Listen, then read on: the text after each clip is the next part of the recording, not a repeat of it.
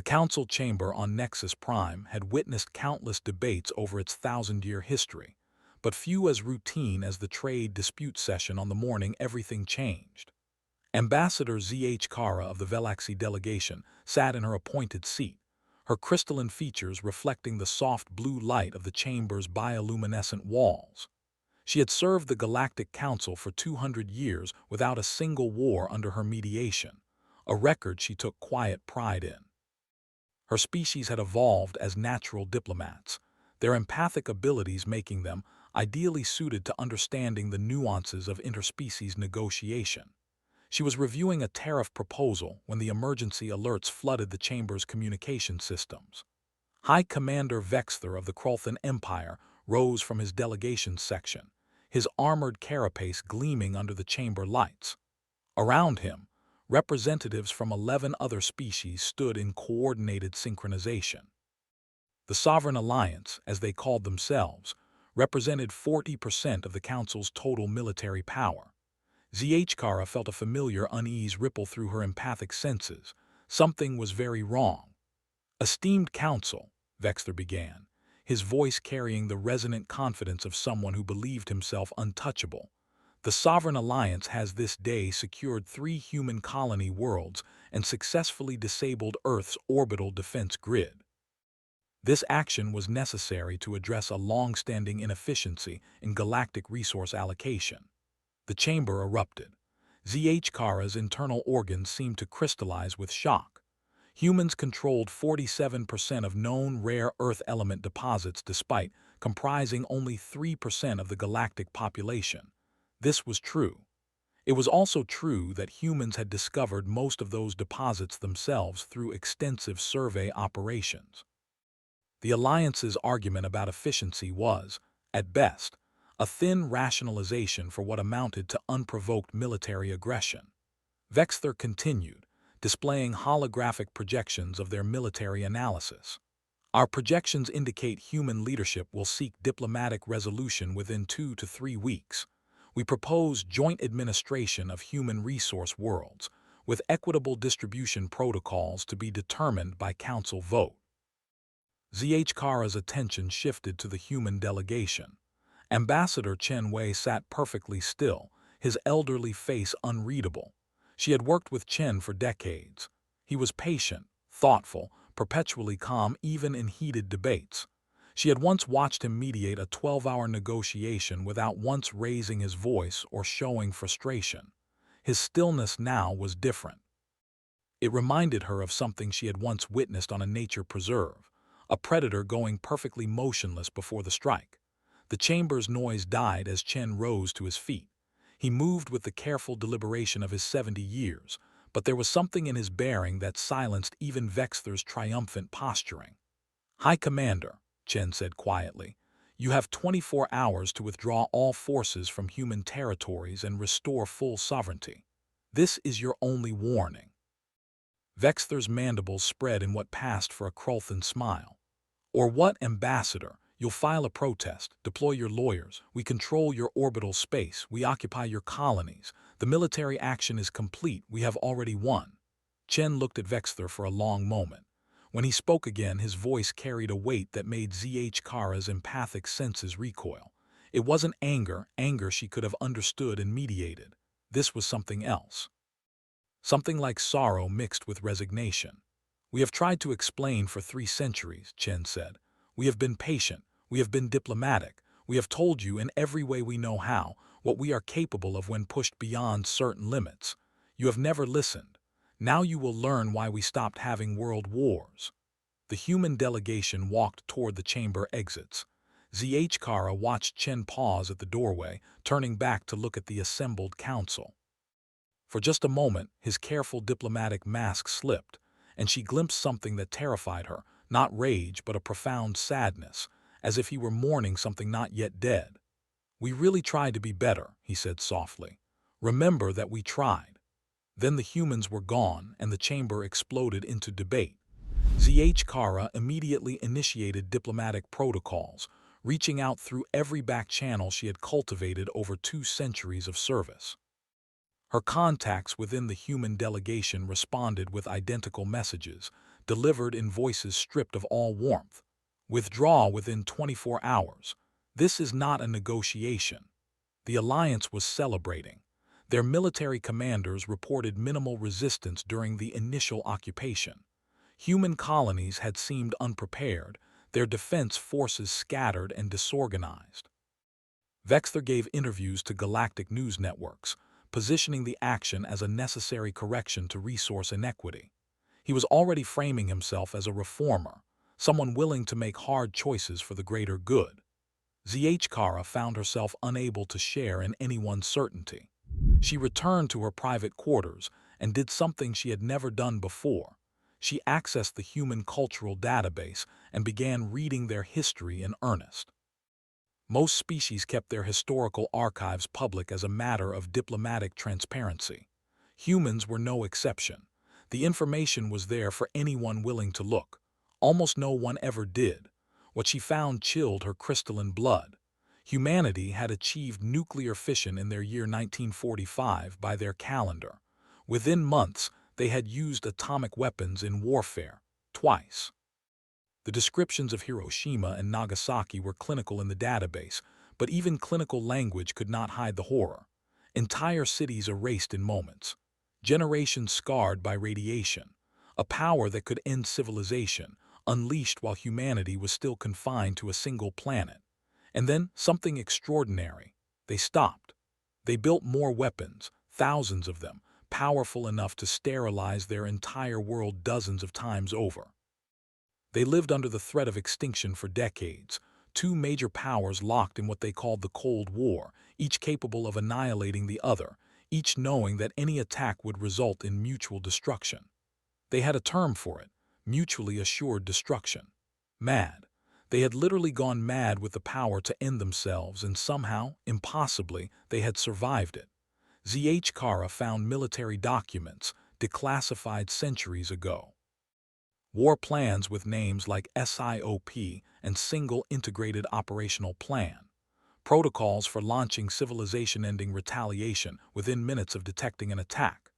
Doomsday scenarios where automated systems would ensure mutual destruction even if all human leadership was killed in a first strike. They had looked into the abyss of their own extinction and built doctrines around dancing on its edge. Then she found the Third World War records. A brief, devastating conflict in their year 2077 that had pushed humanity to the brink before cooler heads prevailed. The casualties had been enormous, nearly 500 million dead in 6 weeks. Strategic bombing had reduced major cities to rubble. Biological weapons had been deployed before both sides, horrified at what they had unleashed, agreed to an immediate ceasefire. And then, again, they had stopped. They had established the Terran Unity Government, dedicated to ensuring humanity never again tore itself apart. They had achieved space travel, reached for the stars, and when they encountered other species, they had been diplomatic, patient, peaceful. Kara found a human military maxim embedded in their war college archives. We don't want to fight like we used to, but we remember how and we remember why we stopped. Never make us remember. The 24-hour deadline came and went.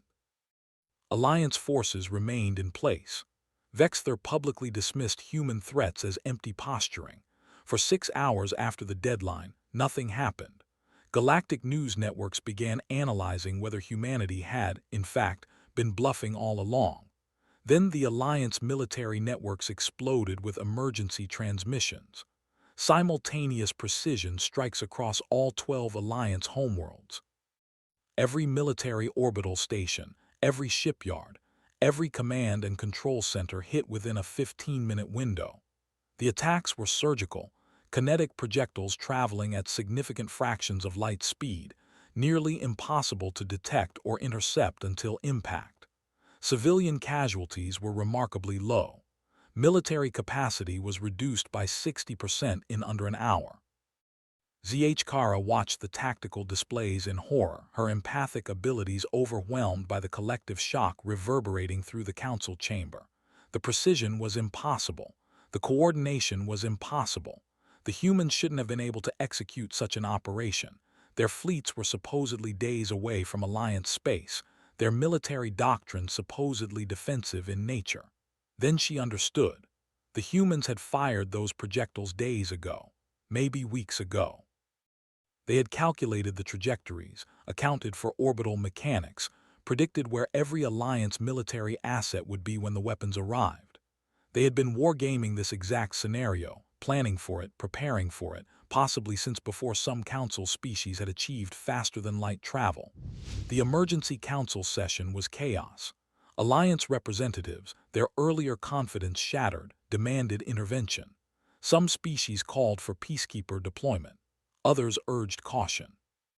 The human representative appeared via hologram. Not Ambassador Chen, this was someone new. Admiral Okonkwo wore a military uniform, her dark face set in an expression of absolute professionalism. She did not sit. She stood at rigid attention. The Sovereign Alliance has 48 hours to complete full withdrawal from all human territories and pay appropriate reparations, she stated. This is your second and final warning. Vexther, recovering some of his composure, leaned forward. You have revealed your capabilities, Admiral. You cannot sustain simultaneous operations across 12 systems. We have reserve fleets, reserve resources. This was an impressive strike, but strategically. You are still thinking in terms of conventional warfare, Okonkwo interrupted. That is your second mistake. Your first was attacking us in the first place. She paused, and Zhkara felt something shift in the chamber's atmosphere. When Okonkwo continued, her voice carried the weight of inevitability. For 300 years, we have operated under peacetime protocols. Those protocols are designed to prevent what we are capable of. You have now triggered our wartime protocols, specifically Protocol Omega-7, which we established after the Third World War. What does that entail? Zhkara heard herself ask. Okonkwo's eyes met hers through the hologram. It means we have stopped pretending we evolved past our nature. It means we have gone nuclear. And it means that every weapon system we shelved as too inhumane for civilized warfare is now active and authorized for deployment. The hologram ended. Zhkara accessed the human military database again, searching for Protocol Omega-7. It was there, publicly available, written in the cold language of military doctrine. In the event of existential threat to human sovereignty or survival, all conventional rules of engagement are suspended. Objective: ensure that if humanity falls, the threat falls with it. There is no proportional response. There is only total victory or mutually assured annihilation. The protocol was 300 years old. Humanity had written it during the formation of their unified government, a covenant with themselves about what they would do if ever pushed to the brink again. And they had made it public, had told the entire galaxy exactly what would happen if anyone threatened their existence. No one had believed them. Why would they? Humans had been so peaceful, so diplomatic. Surely the protocol was vestigial, a historical artifact from their more primitive days. The Alliance leadership convened an emergency war council. Zhkara attended as council mediator, her empathic senses reeling from the waves of fear and defiance clashing in the chamber. High Commander Vexther argued for continued resistance. They had been surprised once. It would not happen again. The Alliance possessed numerical superiority. They would mobilize reserve fleets and demonstrate proper military dominance. 36 hours into the 48-hour deadline, Alliance Second Fleet, 400 warships representing significant military investment, moved toward human space as a show of force. The fleet disappeared from all sensors. 6 hours later, debris fields were located. The ships had been hit by relativistic kinetic missiles, accelerated to such high speeds that shields and armor meant nothing. The projectiles had been fired days earlier, their trajectories calculated with impossible precision to intercept a fleet whose deployment orders had only been issued hours before impact. Alliance intelligence officers came to a terrifying realization. Humans had been predicting their responses, war-gaming every scenario for decades, perhaps for centuries.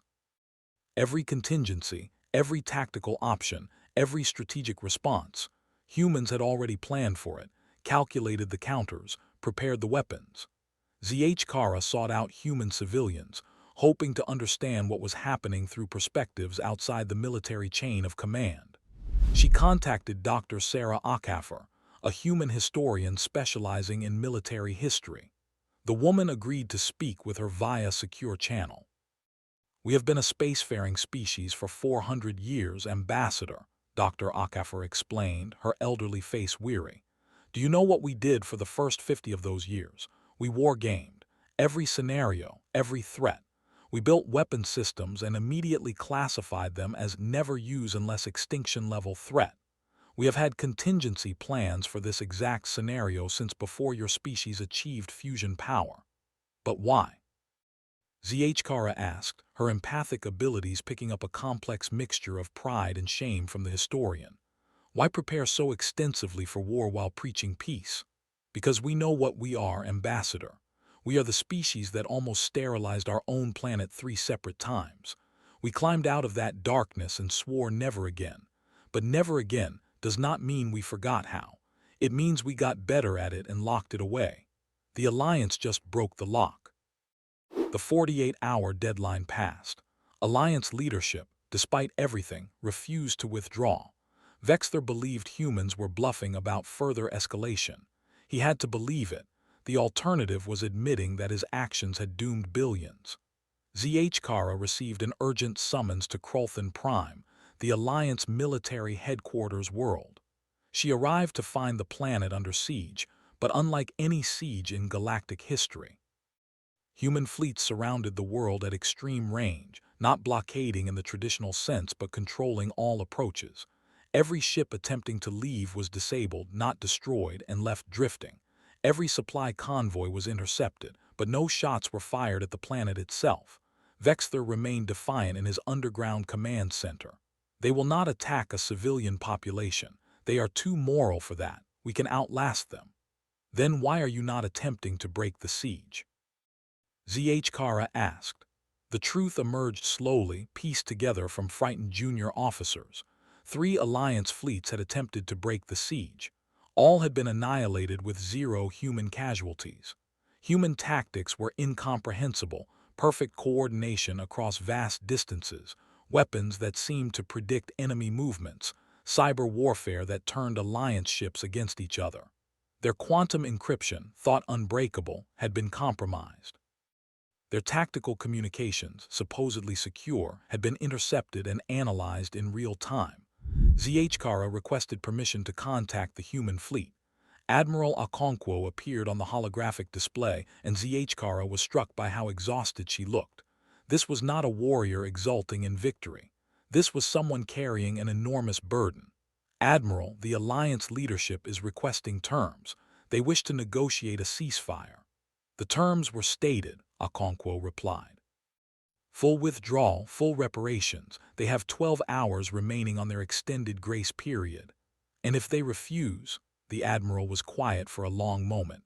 When she spoke, her voice was softer, almost gentle. "Ambassador, I like you. You have always treated us with respect. So I am going to tell you something off the record. I do not want to do what comes next. None of us do. We have been fighting for 6 days, and we have adhered to rules of engagement that our ancestors would consider suicidally restrictive. We have minimized civilian casualties. We have disabled rather than destroyed when possible. We have been humane. But if that deadline passes, Protocol Omega-7 proceeds to Phase 2. Phase 2 does not distinguish between military and civilian infrastructure. Phase 2 is what we did to ourselves in the Third World War before we learned better. It is strategic bombing, unrestricted warfare, everything we swore we would never do again. HFY felt her crystalline structure resonate with horror. "You would kill billions of civilians." "No, Ambassador. We will give them 6 hours to evacuate major population centers. But then we will destroy every power plant, every water treatment facility, every piece of infrastructure that makes modern civilization possible. We will send them back to pre-industrial technology levels. We will do it to all 12 Alliance homeworlds simultaneously." "That is genocide." Okonkwo's expression hardened. "No, genocide is what the Alliance attempted when they attacked our colonies with intent to subjugate us. This is war, real war. The kind we stopped fighting 300 years ago. The kind your species never had to fight because you achieved space travel before developing weapons of mass destruction. You do not understand what total war means because you have never had to wage it. She leaned forward, and Zhkara saw something ancient and terrible in the human's eyes. We call it going nuclear, Ambassador. Not because of the weapons, those are crude compared to what we have now. We call it that because it is the moment when you stop caring about tomorrow and focus only on surviving today. It is the moment when mutually assured destruction becomes not a deterrent, but an acceptable outcome. It is the moment when you decide that if you must fall, you will drag your enemy down with you, because dying alone is unacceptable. The council session that followed was the most divisive in galactic history. Representatives shouted over each other, alliances fractured, threats were made. Some species wanted to intervene militarily against humanity. Others wanted to quarantine both sides and let them destroy each other. A pragmatic minority recognized that humans were demonstrating remarkable restraint and that the alliance had brought this upon themselves. Councillor T-Vex, representing a species that had fought humans 200 years earlier in a brief border war, finally managed to be heard over the chaos. I tried to warn you. We fought humans once. They defeated us in 11 days, then immediately offered generous peace terms. We asked them why. Why stop when they had us beaten? Their commander said, because we do not want to show you what we do to enemies who will not surrender. We thought it was bravado. It was not. The holographic display showing Vexther suddenly cut out. Reports flooded in Krulthan Prime had gone dark. All orbital infrastructure had been destroyed in a coordinated strike. Admiral Okonkwo's voice filled the council chamber. Phase 2 has commenced. Alliance populations have been given evacuation warnings. Strategic infrastructure strikes will begin in 4 hours. To all council species, this is an internal matter between humanity and the Sovereign Alliance. Any intervention will be considered an act of war against humanity. We do not want more enemies, but we will not stop until the Alliance withdraws and surrenders. Zhkara watched tactical displays showing human fleets moving into position above all 12 Alliance homeworlds. The coordination was perfect. The timing was synchronized. Humans were not improvising. They were executing a plan finalized decades ago, perhaps longer. Every contingency had been anticipated. Every counter-strategy had been prepared for. This was not the fog of war. This was the cold clarity of a species that had spent centuries thinking about how to fight wars they hoped never to fight. She volunteered to oversee humanitarian evacuation efforts, unable to simply observe anymore. She arrived at Krulthan Prime to find absolute chaos. The orbital defenses were gone, all satellites destroyed, but the surface remained untouched.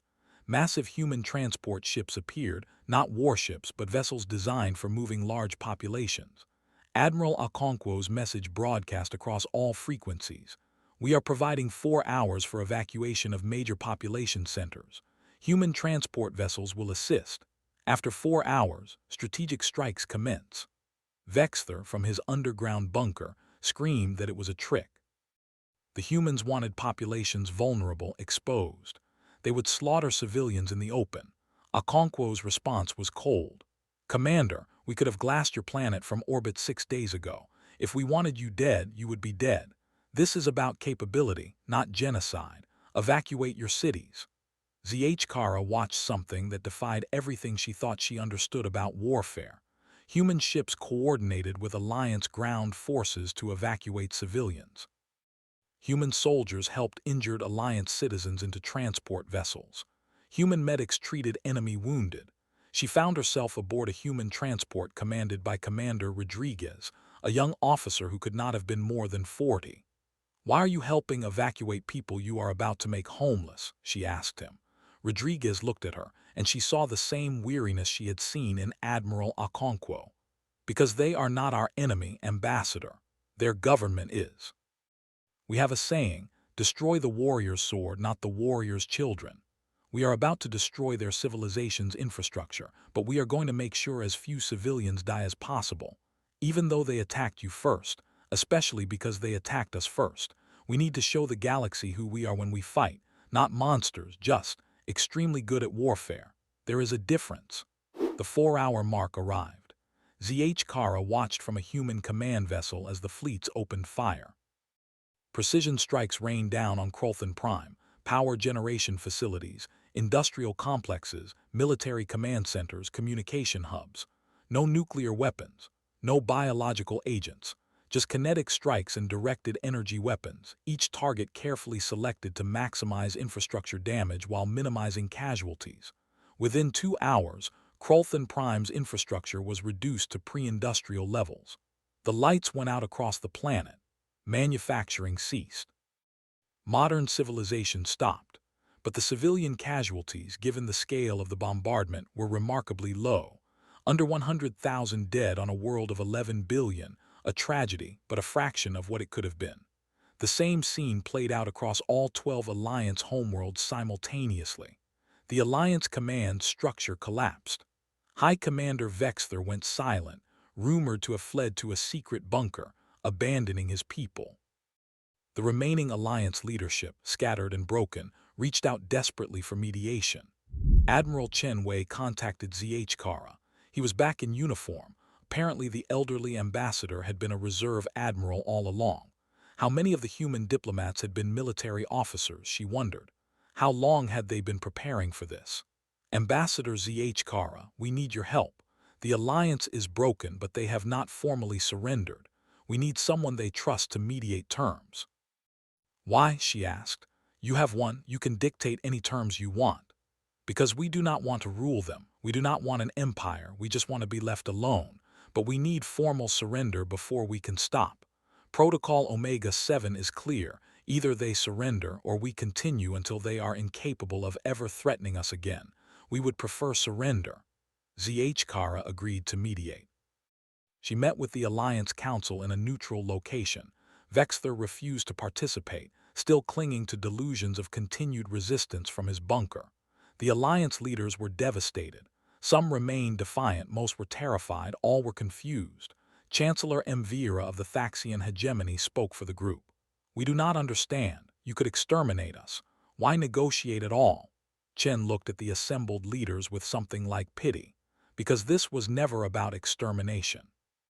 It was about survival. You threatened our existence. We responded with overwhelming force to ensure you would never threaten us again. But now that you understand what we are capable of, we can return to civilization. You call this civilization? Mvira's voice cracked. You have destroyed 12 worlds. We have destroyed 12 worlds' infrastructure. Your populations are intact. You can rebuild. It will take generations, but you will recover. And perhaps you will remember this lesson. Humanity tried diplomacy for 3 centuries. We were patient. We were reasonable. We were peaceful. But we were never weak. And we never forgot what we are capable of when pushed too far. The surrender terms were surprisingly lenient. Full withdrawal from human territories. Modest reparations. Humans had no interest in crippling Alliance economies. Public acknowledgement that the Alliance had initiated hostilities. 100-year non-aggression pact with inspection provisions. Alliance leaders who had ordered the attack would stand trial in human courts, but with council observers to ensure fairness. The Alliance signed. They had no choice, but the terms could have been far worse. Within 6 hours, all human forces withdrew from Alliance space. The war had lasted 14 days.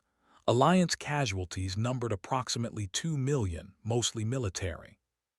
Human casualties, mostly from the initial Alliance attacks on colonies, were around 300,000. Infrastructure damage to the Alliance would require 2 centuries of rebuilding. The galaxy was in shock. 1 week after the surrender, Admiral Okonkwo addressed the full Galactic Council. She still wore her uniform, still looked exhausted. ZH Kara wondered if the Admiral had slept at all since the war began. We did not want this war, Okonkwo said, her voice carrying to every corner of the chamber. We tried for 3 centuries to show you we were peaceful. We thought if we were patient enough, diplomatic enough, restrained enough, you would see us as partners instead of threats. We were wrong. The Sovereign Alliance saw our restraint as weakness. They calculated that we would not or could not respond with sufficient force. They were wrong too. So now the galaxy knows what we are. We are the species that almost destroyed itself and learned from it. We are the species that developed weapons capable of exterminating all life on a planet, then chose to lock them away.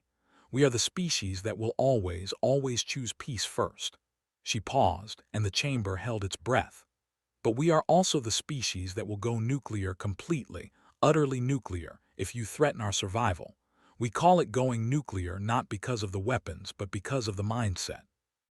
It is the moment when survival becomes the only objective and all other considerations, mercy, proportion, tomorrow, become secondary.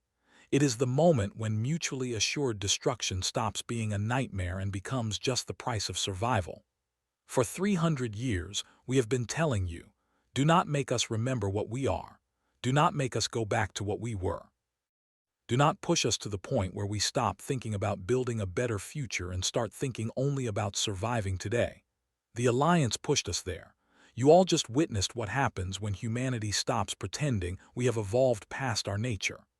Okonkwo looked around the chamber, making eye contact with representatives from dozens of species. We are going to return to being peaceful now. We are going to rebuild our colonies. We are going to help the Alliance rebuild. Yes, help them because that is who we want to be. We are going to go back to being the patient, diplomatic species you thought was weak. But now you know, now you all know, we are not weak. We are just very, very careful about when we stop being civilized. Do not make us remember again. The Admiral left and the council chamber remained silent for nearly an hour. No one seemed to know what to say. The fundamental assumptions underlying galactic politics had shifted. Humanity had always been powerful. They had just hidden that power behind centuries of diplomatic patience. Now the mask was off. HFY spent weeks preparing her formal report. She interviewed survivors, reviewed tactical data, consulted with military analysts from a dozen species. Everyone reached the same conclusion. Humanity had been capable of this level of warfare for centuries. They had simply chosen not to demonstrate it. Their peaceful diplomacy had not been weakness, it had been a choice they could unmake when survival demanded it. She met with Ambassador Chen one final time before submitting her report. He had returned to civilian clothes, back to his role as patient diplomat. They sat in a quiet garden on Nexus Prime, surrounded by flowering plants from 100 worlds. Will they ever forget? She asked him. Chen looked sad. I hope not. Because if they forget, we might have to remind them, and next time we might not be able to pull back from the edge as easily. Your people frighten me, Ambassador. Good, we frighten ourselves. That is why we are so careful about when we let that part of us out. He was quiet for a moment. We have a saying from our old wars, walk softly and carry a big stick. For 3 centuries we have been walking softly. You just saw the stick. Let us hope the galaxy's memory is long enough that we can go back to walking softly. HFY's final report to the Council included a formal recommendation. Humanity should be classified as an apex predator species, not because of their technology, but because of their psychology. They are capable of extreme violence but choose restraint.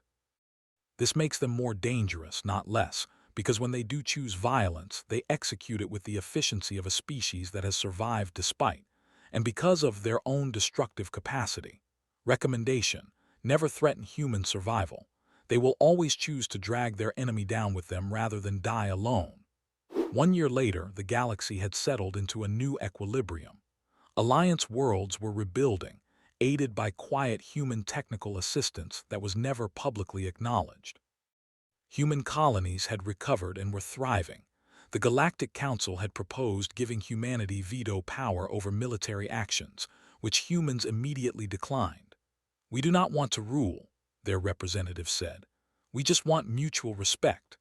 In a military academy on Earth, Admiral Okonkwo taught a class of young officers. The memorial wall behind her bore the names of every human who had died in the Alliance War. At the top, engraved in letters that caught the light, was a simple phrase: never again, unless we must. What did we learn from the Alliance War? She asked her students. A young cadet raised her hand. That we can win any war. No, Okonkwo said firmly. We learned that winning the war is the easy part. Going back to peace afterward, that is the hard part. That is what makes us human instead of monsters. She gestured to the memorial wall. We went nuclear. We did what we swore we would never do again. We won, but look at the cost. Not to them, to us, to our souls. The galaxy learned to fear us, but we learned something too. Every time we go nuclear, every time we let that darkness out, it gets a little harder to put it back. So the real victory is not that we won. It is that we stopped. The students absorbed this in silence. They were young, born after the war, but they understood. Every human understood at some deep level what they were capable of. It was the burden their species carried, the knowledge of what they had done to themselves, what they could do to others, and the constant choice to be better than their worst instincts. Somewhere in the galaxy, other species were making similar choices, learning from humanity's example, recognizing that true strength lay not in the capacity for violence, but in the wisdom to restrain it. And in the council chambers on Nexus Prime, Ambassador Z.H. Kara filed her daily report, monitoring galactic peace with the vigilance of someone who had seen what happened when that peace broke. She thought often of Admiral Okonkwo's words, "Do not make us remember again." The galaxy would not forget, could not forget, because humanity had shown them something terrifying and profound, that the most dangerous species was not the one that chose violence first, but the one that chose peace first and violence only when all other options were exhausted. That species would fight with the accumulated wisdom of all the times they had chosen not to fight, all the weapons they had designed and shelved, all the scenarios they had planned for and prayed never to execute. Humanity had gone nuclear, and then, impossibly, they had come back. That was the real miracle. That was the real lesson. Not that they could destroy, but that they could stop destroying. Not that they could wage total war, but that they could choose not to. The galaxy had learned, and in learning, perhaps they had all become a little more civilized, a little more careful, a little more aware of the lines that should never be crossed, because now they all knew what waited on the other side of those lines. Now they had all seen what going nuclear really meant. And none of them ever wanted to see it again.